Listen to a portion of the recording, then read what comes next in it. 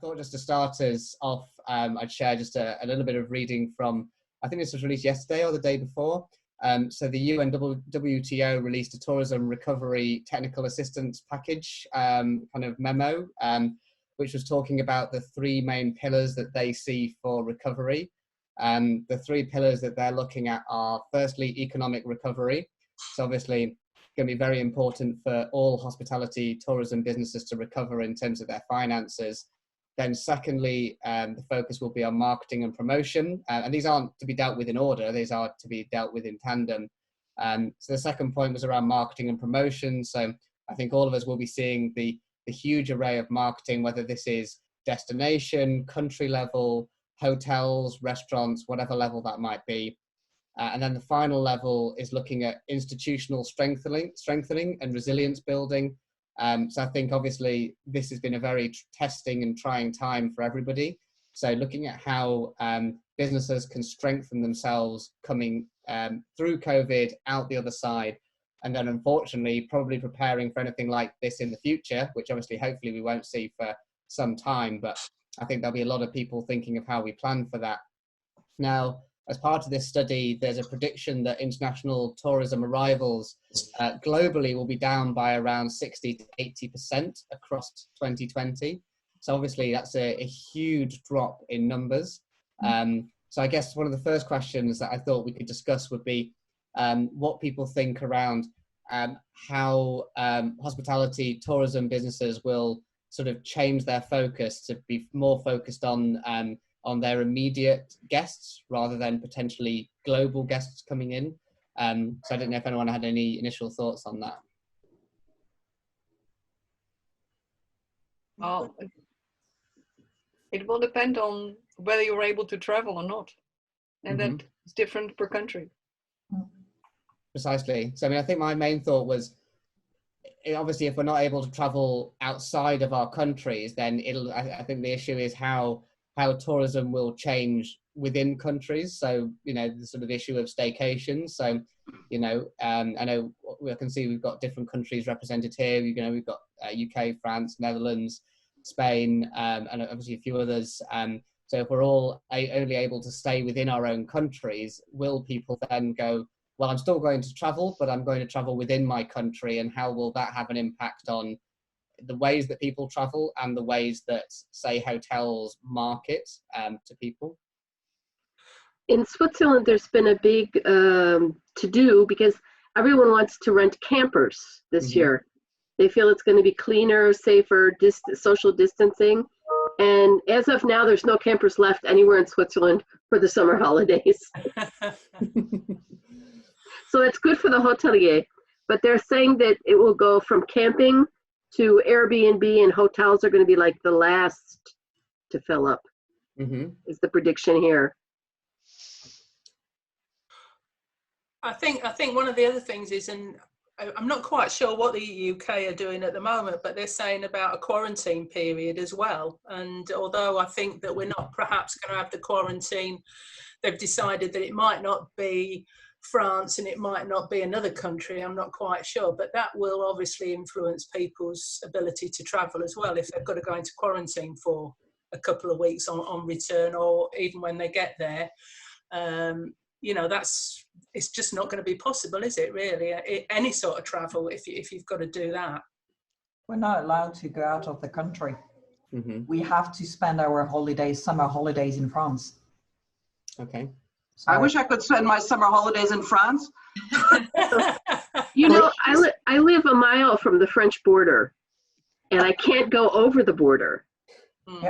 It's I mean, really I think what like, I've been reading here in the UK is that, you know, it's going to be staycations, but then the good people of Cornwall don't want to see all these crazy Londoners arriving on their beaches with COVID-19.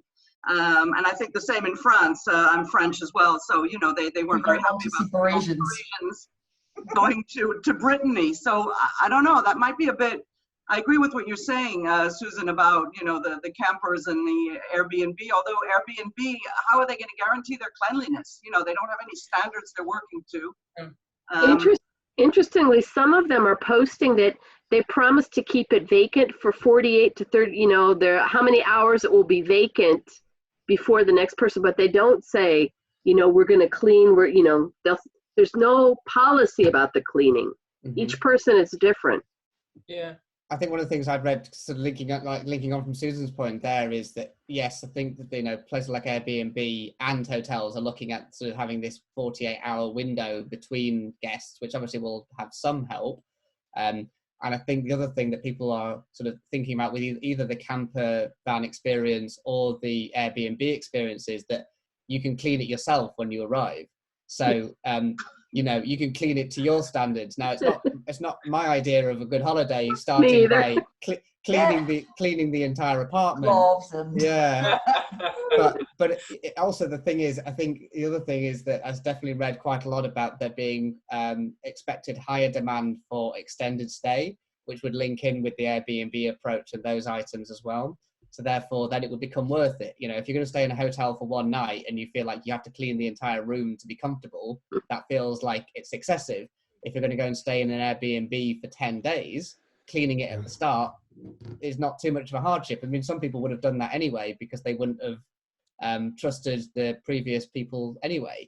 So I guess there's things to think around that. And I agree. I think hotels will certainly be the last to recover. I was talking with a few hotel contacts here in London, and they're forecasting that occupancy between now and the end of the year is going to be an average of 12%, which is pretty dire when you think about the fact that London would normally be well over 90%, and I'm sure it's going to be the same for Paris, Barcelona, Geneva.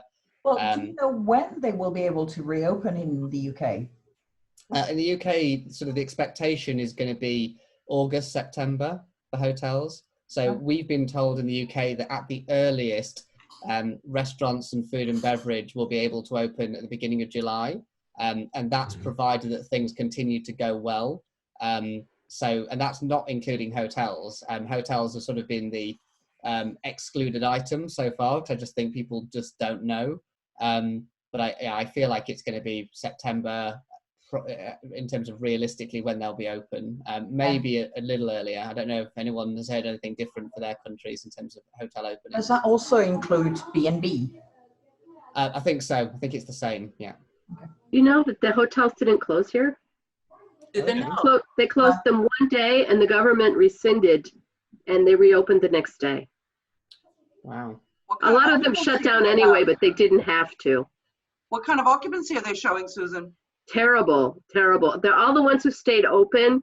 They did it mostly because they had residents who lived there full time, or they had big groups that were stuck. But nobody's making any money, that's for sure. And the restaurants they're open, but you know, due to the new seating arrangements, most of them are saying it's not a long-term solution because they're losing money. This is, I think, the biggest issue with the reopening when occupancies aren't where they are. Like Barcelona, we have had this kind of furlough, or like what they call an ERTE. So a lot of people have been getting decent money from the government, right? Even Hosco, we did 50% of our staff like that, and the hotels are doing the same. But when that goes away, meaning when they can officially reopen, and they're still sitting at 8 to 10% occupancy, it's worse, right? Because they won't have the money to pay their people. So I think that's the middle phase is going to be the hardest thing, not just because of the occupancy, because of the phasing out of the government support. How is it in France, Christelle? I was curious. Do you have a similar situation put in place to support people who are, you know, displaced by this? Yes, and there's a deadline. I think they said that the government was willing to pay up until end of June. However, we do not have a fixed date for hotels and restaurants to reopen. They're hoping to be able to reopen on the 2nd of June, but so far we don't know. So if the government says by the end of June, you will have no more money, then they will have to, some of them already closed and fired the whole staff, saying, well, once we can reopen, we will hire again. But considering we cannot pay you, then you're fired. Wow.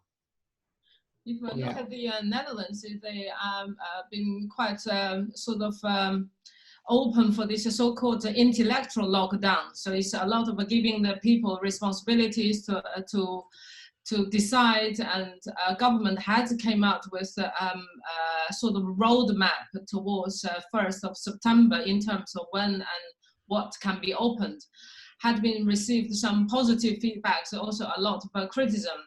But the biggest challenge for the industries that's heavily hit is not the immediate government support in terms of finance, is that they don't know how long this period is going to be, and when this actually finally people can go back to, even it's a new normal, what is normal. And finances like the banks and big insurance company with a lot of cash also don't know what is the policy they can come out to measure the repayability, the amount of loans that people, business needs. Because the government support is really, they promise quite a high percentage in terms of immediate support, but in the end you have to fulfill all sorts of criteria. So the problem is no one can reach almost this 80 to 90% of the government support, and then in the end turn out to be maybe 30 to 40%. And that for business, imagine you run 50 bars or 30 hotels, that is just financially totally not viable. And then you have to go to the either your deep pocket yourself or go to the external finances. And then now that area is becoming a very, very challenging area to manage. And many of the standard algorithm, the system just doesn't really take this type of a request easily in. And then even the specialists couldn't cope. And because of the criteria is very vague, the second wave or another lockdown or international waves in effect in developing countries, and all of those brings a lot more additional fear. However, the research, some of the research come up from China about this international tourism. They believe that through all of these policies and the negative sort of fear for a negative eyes looking at the Chinese tourists, and no one is going to really attempt to go abroad in the summer holiday period. Although that the Chinese are already some weeks and months ahead of like Europe or other touristy places. But they still feel, still the results came out that the Chinese tourists or the certain level of income target groups are still planning to have resumed the international traveling summer 2021.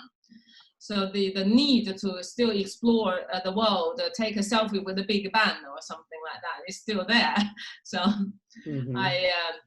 and also if you look at the research report before about tsunami and all the other typhoon major disasters that some came really hard, some disaster reports in terms of political instability or internal war, which lasts much longer.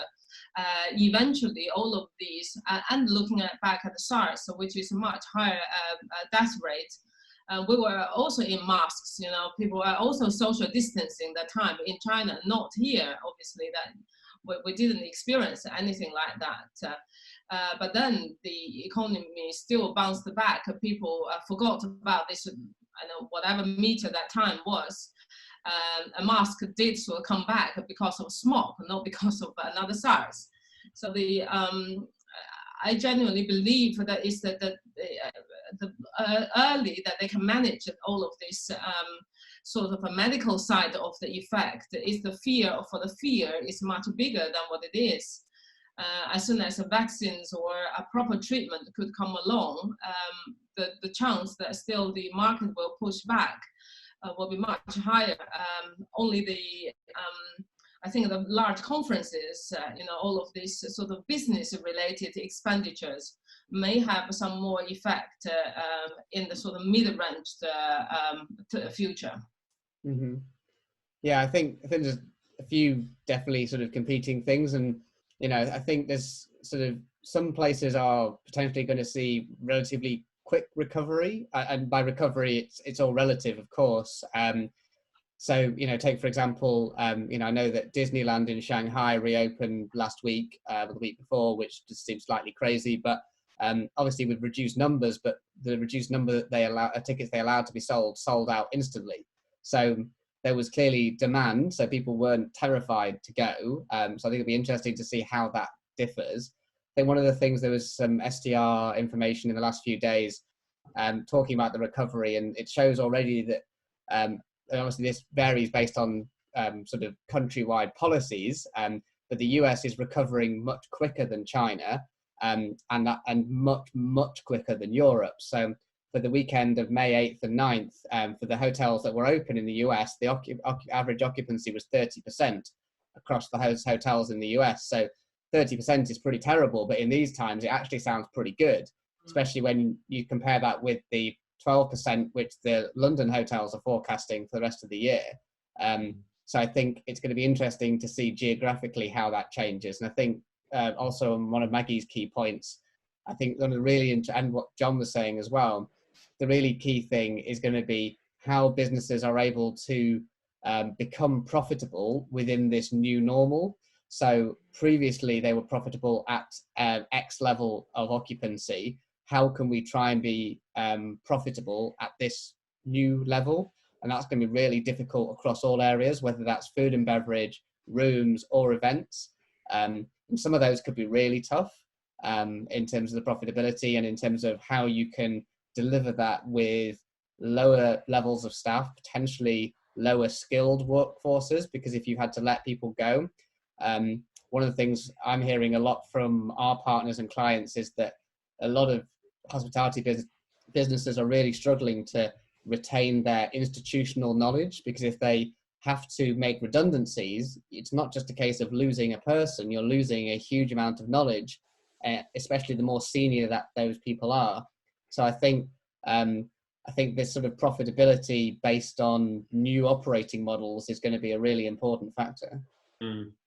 On the recruitment side, we've run some surveys at OSCO, and like the last one we ran in March, were about 180 hotels responding. They said around 52% said they do expect to get back to their normal head count in 12 months, but 48% said at least 24 months. And like you said, you make a very valuable point about the quality of the manpower. I mean, look, all these luxury hotels were recruiting out of Switzerland, as Susan knows, and out of the top culinary schools in France. And if the borders are closed and visas can't be provided, it will be local workforce without a question. And will that local workforce be able to provide the same level of skill? It's questionable. Maybe there'll be a market for quick upskilling of these people who don't have the Swiss experience or the French experience. But I think that, and I was in a webinar I was in the other day that I was hosting, it's not going to be this level of luxury. It's going to be the level of conscientiousness that the staff has towards the guests. They're going to be seen as nurses, not as operational people. And our guests will be watching very closely. Did that man just cough and bring my food? Were they just shaking hands and joking with each other? Now they're talking to me at the front desk. Did he wear gloves when he gave me the key card? So in an ironic way, the limelight's going to be on hospitality workers. And if they can show they are being responsible, they're going to be lauded for their efforts, I think, It's about getting them back into the system though as well, isn't it? Because I know, for example, a few of my friends at home in Ireland, they're saying that, some of them are managerial positions, and they're saying that they're finding it hard to actually kind of recruit the workers, because the government is giving anybody at home £350 a week at this moment in time. So it's about, the provisions that the government are helping these staff out with at the moment. And whether it's, why would it be worth it going back into work in the hospitality industry as such if you're, going to be earning 100 more actually not working. Yeah, so it's tricky. It's really tricky, isn't it, in relation to kind of the country and how the country is supporting these people that are, kind of currently unemployed.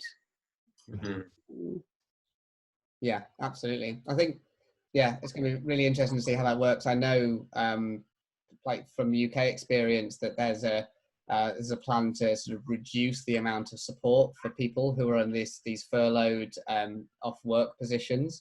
So there's going to be a very interesting period coming up where the government is going to start stepping down the amount of support in terms of the finances for that, and then hospitality businesses will then have to supplement the amount. So it'll be a sliding scale. It'll start to decrease. And then businesses, hotels, restaurants would have to say, well, we'll take the small amount we're going to get from the government, and then we can top up and give our staff the money. And I think that's going to be when the really tough decisions are going to have to be made on redundancies, because I think some businesses have clearly started to do that already in preparation, but I think there's going to be a huge wave of that happening. And then, like you were saying, John, there could be a gap of 12 to 24 months, who knows, of when this is going to happen. And then there could be a huge rehiring sort of system where people end up needing to go back because business is back.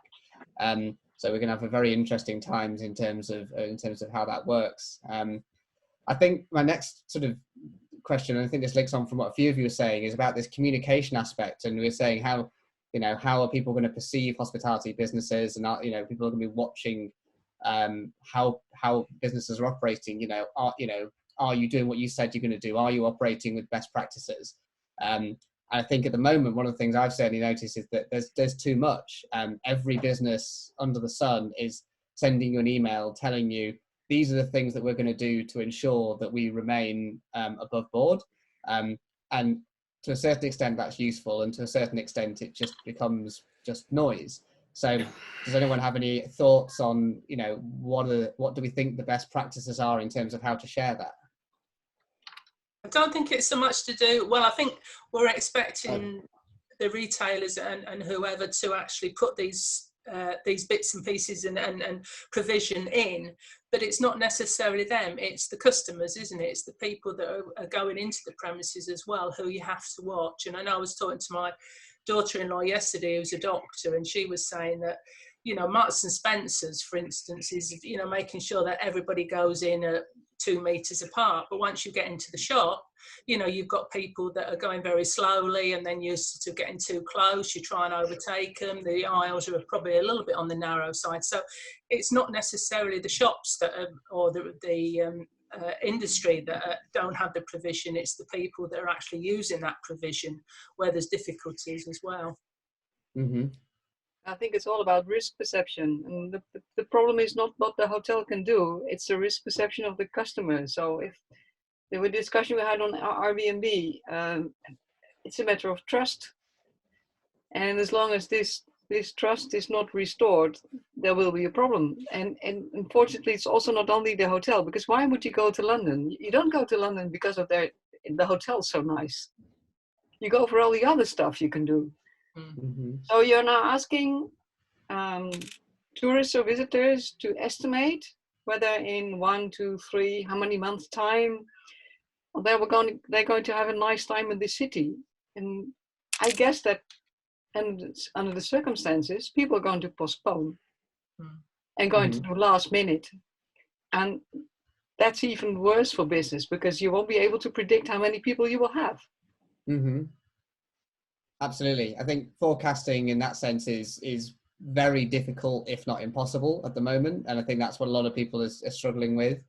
It's hard to forecast even, a month to 6 weeks ahead, let alone 6 months ahead. We talked, not to get into the science side of things, but if a vaccine was to be found, then that would have a huge impact on people's likelihood of traveling. Some of the I think it's also tough because some of the polls and surveys that are being done are asking people how likely they would be to travel. And most of those seem to be saying that people are very likely to travel. But it's also a case of, I think it's very easy for people to say that now, but then is the reality going to be that they actually will do it when the time comes that they can? And I think the answer is probably a much smaller number than said that they would. So I think that will be a tough thing during the recovery.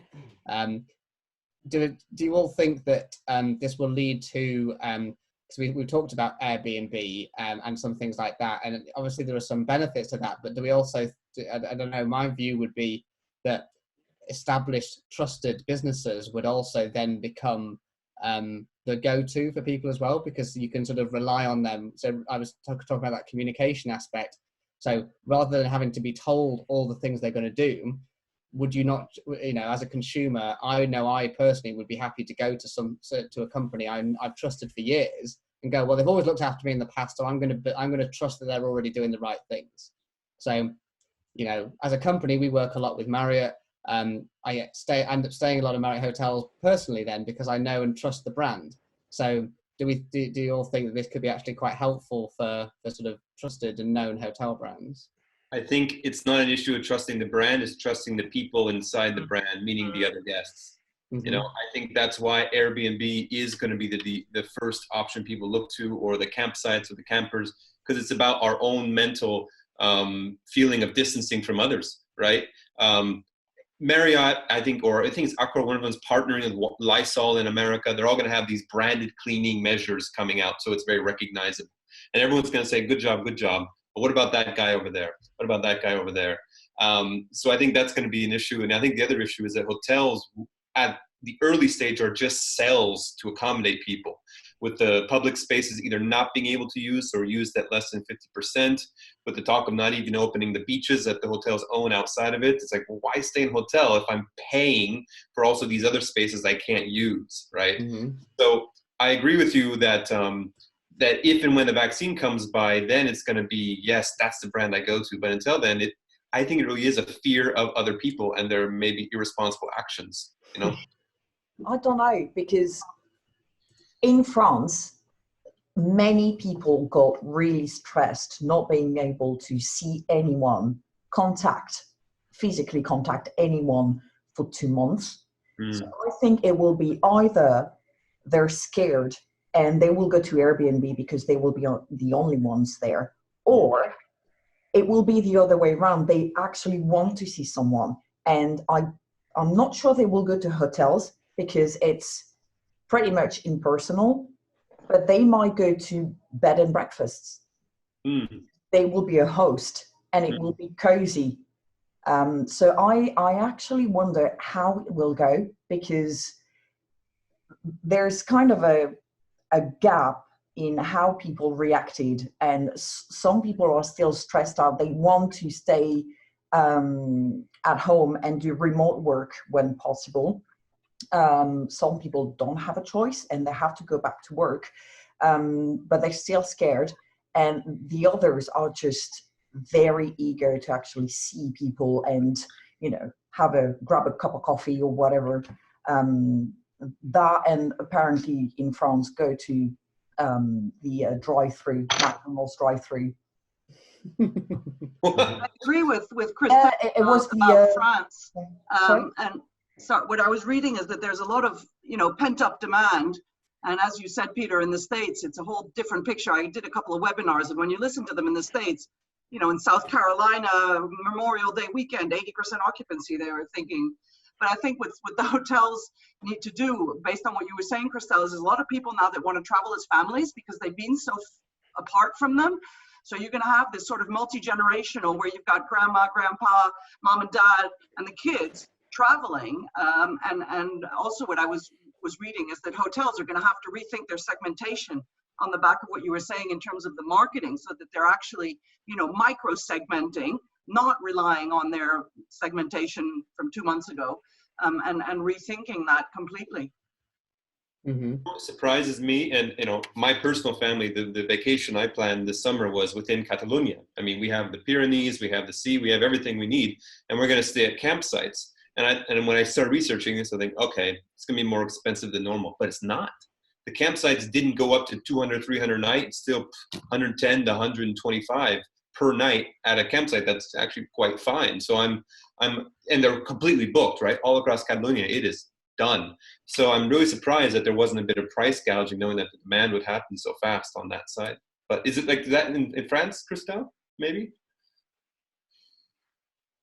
I don't know, because people didn't get to know where they would be able to go until last week. Okay. It might be. I'm not the only French one here, so maybe some other people may give insight.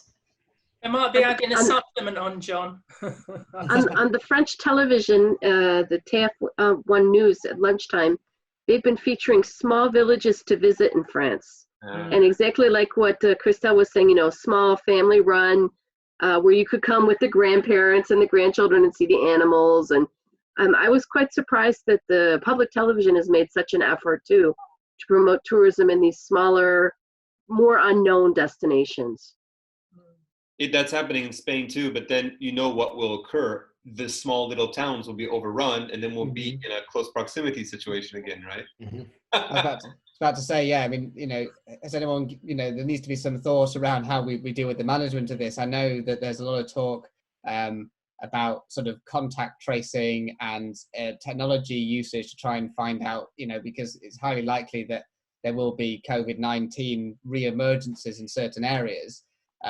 So yeah, there needs to be some sort of control over these sort of beauty spot areas. So if you have, 5 beautiful little villages in the south of France and then they become a hotbed for COVID-19, then that's not a great story. Yeah. Well, even here, Bouvres is a very small place, and we opened up last week, and this weekend you could not, down by the lake, it was mobbed with people. So yeah, I could easily see that, anywhere near water is going to become quickly overrun. Mm-hmm. I know John was talking about the campsites in Spain. Has anyone else had any experience of your own holidays and things like that? Did anyone have any plans and things that have, obviously I'm sure most of us have had to change lots of things, but has anyone had any kind of unique experiences about changing holiday plans? My sister is in Spain at the moment, and they're trying to. They're coming back to Ireland after 5 years there, and they're trying to look for somewhere remote. That's what they're after in Italy. But she's saying that obviously they can't get a flight out of Spain to go to Italy. Mm-hmm. So it's you want to go somewhere, but you can't actually fly there. Mm-hmm. I wouldn't consider going to a campsite because in Holland, the first thing they closed on the campsites was the sanitary rooms. You need to share toilets and showers, and that's definitely uncomfortable at the moment. If I'd go for a holiday, I go for a park with bungalows and you rent your private little house. Or another option, swap with somebody because then you are even more sure than with Airbnb that you can trust the people. Mm-hmm. I'm a bit of a glamper myself. I always rent the cabin with my own private bathroom, and it's not like staying in a tent, right? Because I agree with you there. Yeah, using a public space that's not regulated at a business level, could be a bit iffy. Yeah. Mm-hmm. I knew you'd be a luxury camper, John. Actually, I think here the tents are not allowed. The campground here, the people who have self-contained units can come, but so far no tents. Yeah. Mm-hmm. I think one of the other things, Peter, is that, and I think it was touched on, is that a lot of these small villages and towns, the residents are not very welcoming because they don't want people to come in, and it might be very different to the people that have got the cafes and want the hospital, want people to use the facilities, whereas the residents, don't want that and can be, very unwelcoming, I'm sure, and I know that's happened.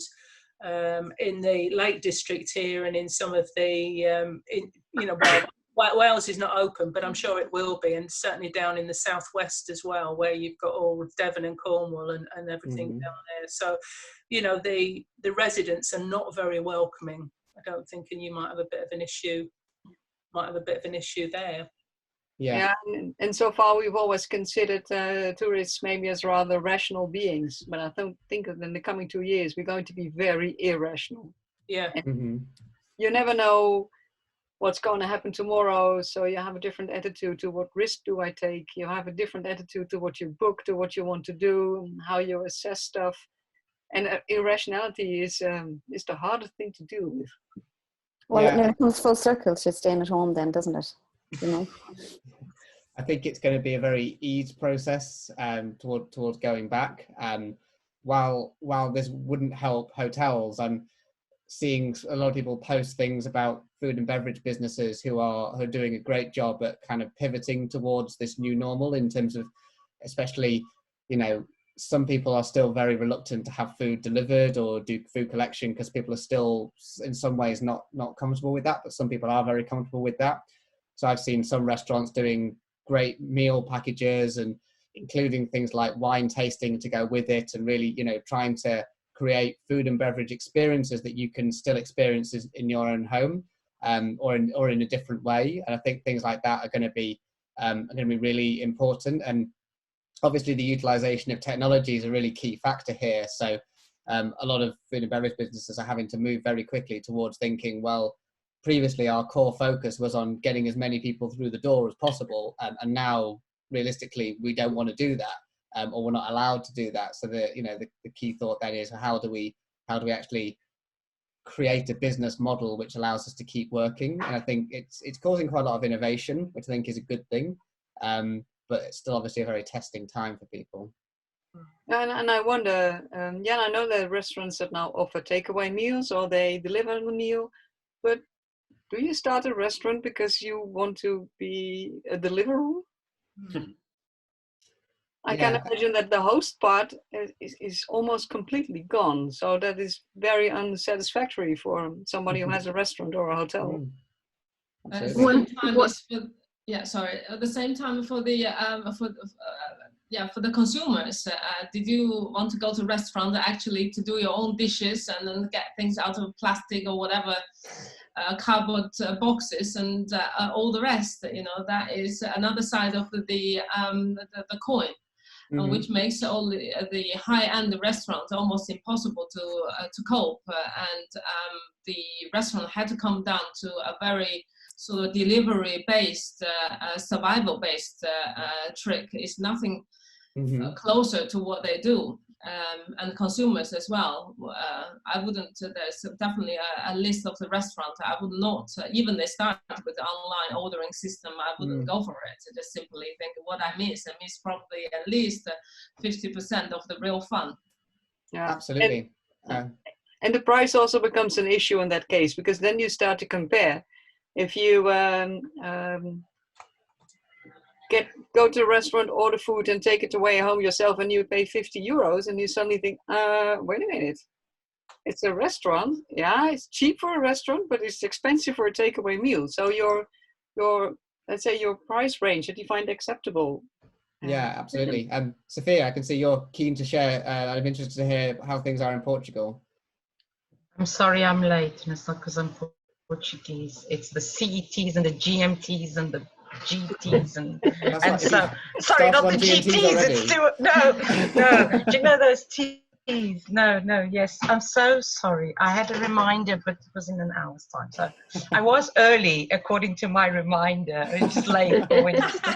We won't hold it against you. Okay. I mean, I am the drama queen that has to come in with an entrance anyway. So Portugal. I'm sorry I missed the beginning. All I can say, but I think I caught the bit that you were talking about the coming back and the opening up slowly. Would that be it? So Portugal have started, launched a very interesting campaign called Clean and Safe, which was a seal that you could apply for. So it started originally for hotels, we've got something called local accommodation and things, and it's now gone on to camping sites, so caravan camping sites. And what comes hand in hand with that certification is 4 hours training, which you can do online. It's all through Visit Portugal, which is our umbrella entity, which I think after COVID might just become a ministry on its own for all the work that they have done. Just absolutely remarkable. The more I can share about what they do, you think I'm their ambassador, but no, definitely. I did the 4 hours training in hotels because they didn't have restaurants open yet, and they've just rolled out that this week across different sectors. And so they've said, do the training, get the seal, and then we are going to check later on for compliance, but we're doing it on good faith so that there's a common ground on what everybody's working through. So I'm not saying that there won't be people who stick a seal on the door, but I think there is that heart of wanting to help and to support. We started opening restaurants and bars, restaurants yesterday and cafes. Some of them had been working with takeaways, and I think more than it wasn't the money that they were making, or that people were going to get the experience. I think a lot of people ordered takeaway to support their local restaurant, so the people they would go to, and they could understand that. I think people were at home and they would just thought, oh, blimey hell, sorry, sometimes this way, blimey hell, I just cannot cook another meal, and I miss my food. I think it was a combination of that. And some restaurants was just to keep the morale of their staff together. And so and now they've discovered that they can be innovative and that they can do it, and that they've realized that it's a good route to market that they hadn't thought of before. And when the next normal happens, they might continue it as a complementary offer, as a complement to their main business, and they've lost 50% of all their seating. So I think it's overall, I found out that a lot of the smaller people, smaller businesses don't know where to find the information. So I've been volunteering, going to the local coffee shop, the local restaurant, the local cafe, and just saying, do you know Tourism Portugal has got this, and the local council has got this, and this has got that. And they've gone, oh, no idea, because bless them, they don't know where to turn. So I'm working just today, talking to our town council to see if I can just put on a 2-hour drop-in session, that if I can help more people, then the better it is. But, you know, it's just, sometimes it's just telling them your Instagram hasn't been updated in the last 3 months, or your Facebook is from Happy Valentine's. So, and I think it's just because they just so, I've helped a friend of mine, and he said he closed the door and hid his head under the carpet, and I had to knock on his door 3 times just so he could do it. So I think I'm not talking about me. I think that represents the scene of what's going on. Yeah, I think there's lots of things like that, and I think where there's support for you know, businesses like that, I think it's going to be really important, especially for the smaller the business, the harder it's going to be, and just helping businesses through this point. I mean, I'm seeing a lot about both for F&B and for hotels, about looking at how they can reduce all the touch points to try and make people more comfortable with the offer.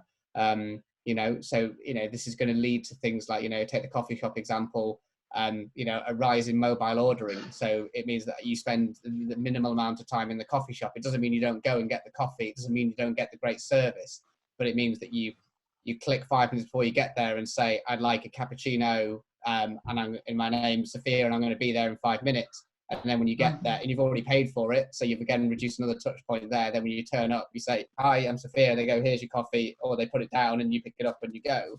And, you know, I know a lot, I know, sorry, Sophia.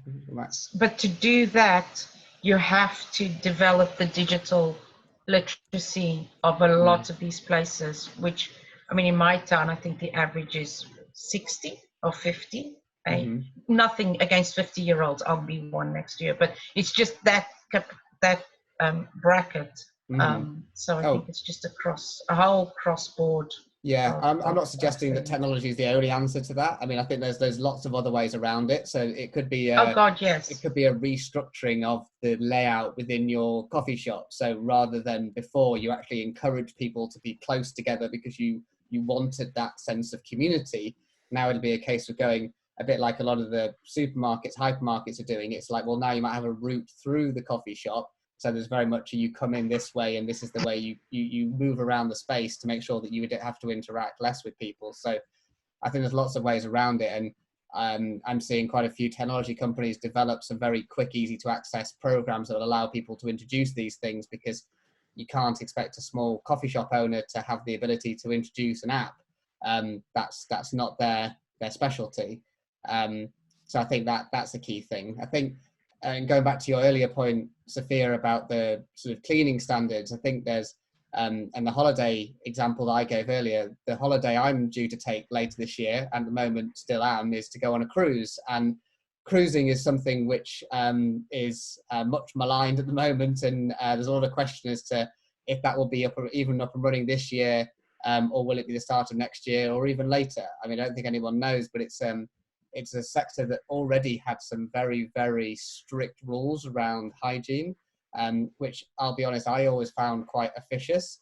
So every time you enter, this is before COVID-19, every time the cruises I've been on, you enter at any of the F&B establishments, they have somebody stood on the door who ensures that you clean your hands with hand sanitizer, because of things like novavirus and things like that. So, you know, after coronavirus, who only knows the levels of cleanliness they're going to have to be adhered to in that kind of environment. So, you know, there's a lot for us all to take on board, I think. I know obviously a few people had to leave, and I know we're getting towards the top of the hour, so I just had one final question, well, sort of one thought point from me, and then obviously if anyone else has any things they'd like to add. But one thing I'm starting to wonder about now is how soon after this hospitality businesses are going to start planning for the next crisis. So I think obviously the key thing here, I don't want to sound all doom and gloom, but I think it's clear to say that this situation hit everybody as a surprise. But if this happens again in 5, 10, 15, 20 years, hopefully longer, of course, but hopefully we should be better prepared. So I don't know if anyone has any thoughts as to, you know, when people will start to think about that. Actually, yeah, I just want to, I suppose, kind of talk about a little cafe that's up the road here for me in Sheffield, and it's been really, really interesting, just kind of keeping an eye on what they're doing insofar as they opened about a year and a half ago, and they were coming along very, very strongly, you know, really busy all the time, and they never actually closed throughout the coronavirus, and they took out all of their furniture. Now it's a space. Now it's just basically the coffee shop itself, and then obviously you're ordering, you know, them behind the counter, and they're selling now, say, ethical little bits and kind of small kind of pieces of furniture, clothing, and very much kind of gone down the route, kind of eco-friendliness. So they've completely changed their brand, really, if you want to call that. So use of space, has been a huge thing. Seating, obviously, there's no seating there whatsoever. But they're as busy now as ever. And it's just really interesting, you know, kind of keeping an eye on them, how they've been innovative and also kind of thinking ahead. So what are consumers now thinking about? And they are thinking even more than ever about, you know, aren't they? Eco-friendly and juicing. They're also kind of doing lots of kind of juicing and all that. So it's about that kind of health consciousness thing. I know there's been elements of that obviously before, but they've really, I'm just kind of, was really kind of proud of them actually. Just the way they've coped and kept going. That's great to hear, and that's really cool to hear, and I'm especially proud of that too. And if you don't know, and I'm from Sheffield originally, so proud to hear that Sheffield's continuing to innovate. And I think this definitely links in with the fact that it's a very obviously old adage, but it's the people who adapt quickest are the ones who are going to do the best. And obviously adapting in the right way. Yeah. Exactly, and I think it was, you know, because the fact they were only up and running a year and a half, that it was a case of, well, we have to survive. What are we going to do? You know.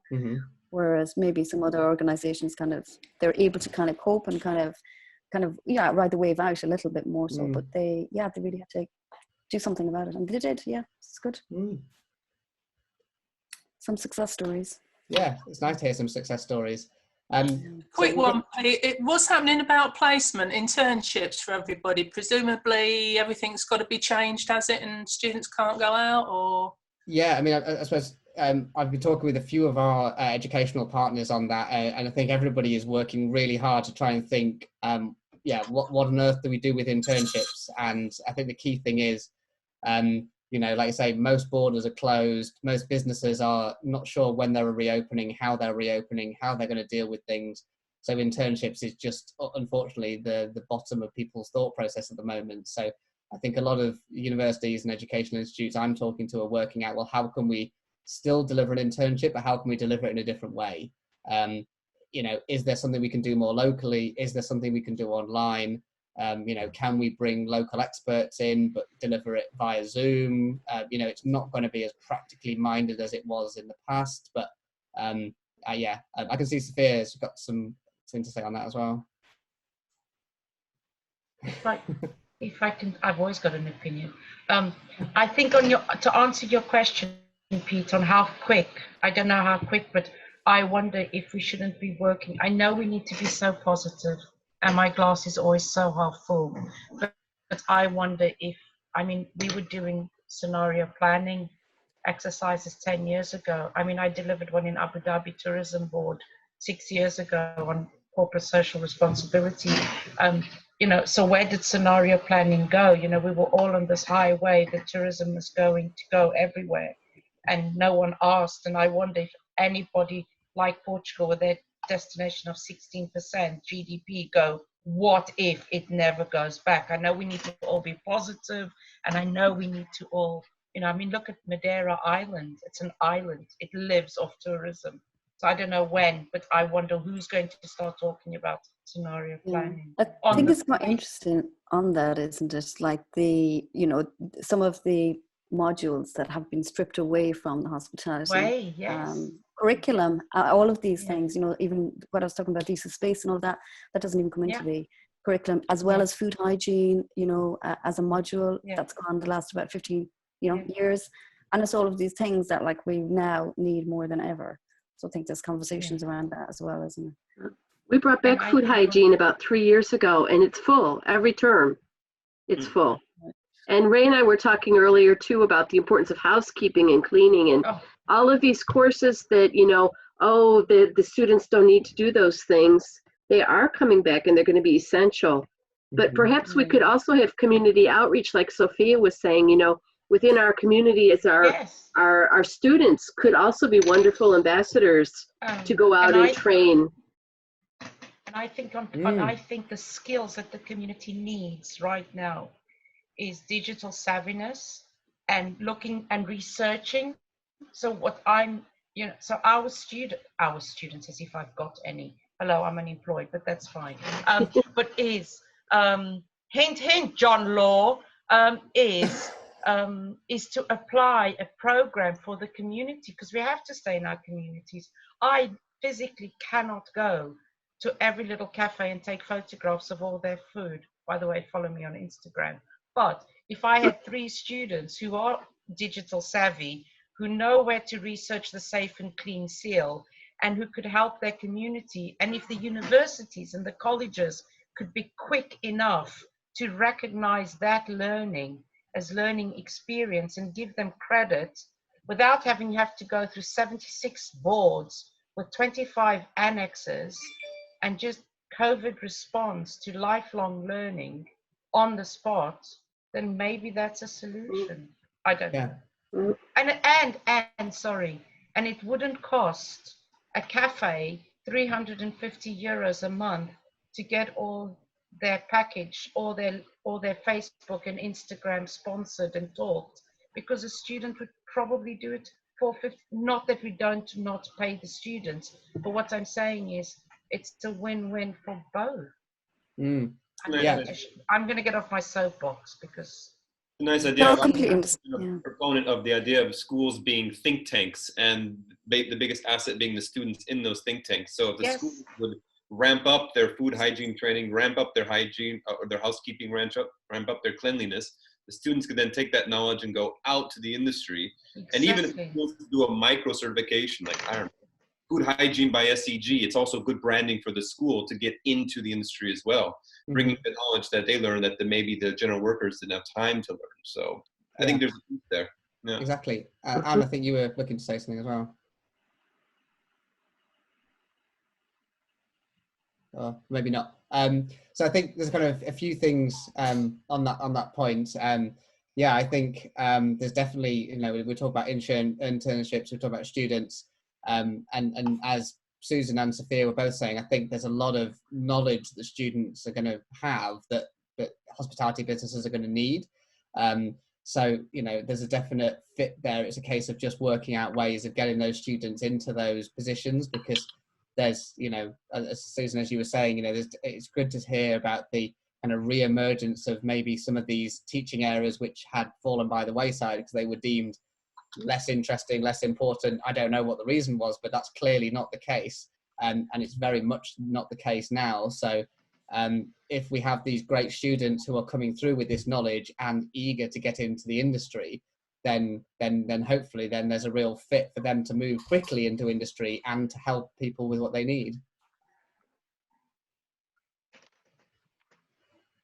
I know we are 1 minute before the end, so I just thought I know people might have other calls, so does anyone have any final thoughts or comments, or otherwise we'll close up in a minute? Thanks, Peter, for that. Yeah, I suppose something that maybe needs a little bit of kind of chatting about later on is international students. I know it's on everybody's brain, to be honest, at the moment. You know, around recruitment numbers and how we're attracting them. You know, can we gauge whether they're going to, you know, come to the country or kind of what's happening? It's just a conversation I think that's happening around. I can hear lots of kind of noise around it. I'm not know. Certainly a good topic, I think, for a follow-on EuroCHRIE networking session, I think. Yeah, we'll get you recruited and doing thanks very much. It's always a danger. It's always a danger coming up with a good idea. I've got class, so I just wanted to say it was great to see everybody, and take care, stay safe, and I hope to see you in person in Denmark soon. Likewise, we'll see you there soon. Great, thank you, Peter. Did anyone else have any final comments? Otherwise, I'll close up because I'm sure everyone's busy with calls and everything else to do. But any final comments? No, I'm sorry, I'm late. I'm so sorry. I don't know. I'll figure out all the CMTs and GMTs and. Well, don't worry. And you mentioned that you don't have any students at the moment, Sophia, but I think you definitely do, because I would consider myself a lifetime student of yours. So. So much on damage. I think on that point. Listen, on that point, Pete, if I may just add, I've just helped a student of mine launch his own wine company in a digital wine shop in the UK. And it just specializes in Portuguese wine. He was thinking about it for a long time, and he launched it on Thursday. And maybe he's old, and now he's, you know, and it was just because I was here and I got him a contact. So he was like, and he said that now I'm learning from him on Instagram, but just to say that there's some great innovation in these young minds, and they just quick off they still risk. They have no risk aversion like me, 48-year-old. They just go like we did 30 years ago, and somehow we forgot it. I don't know.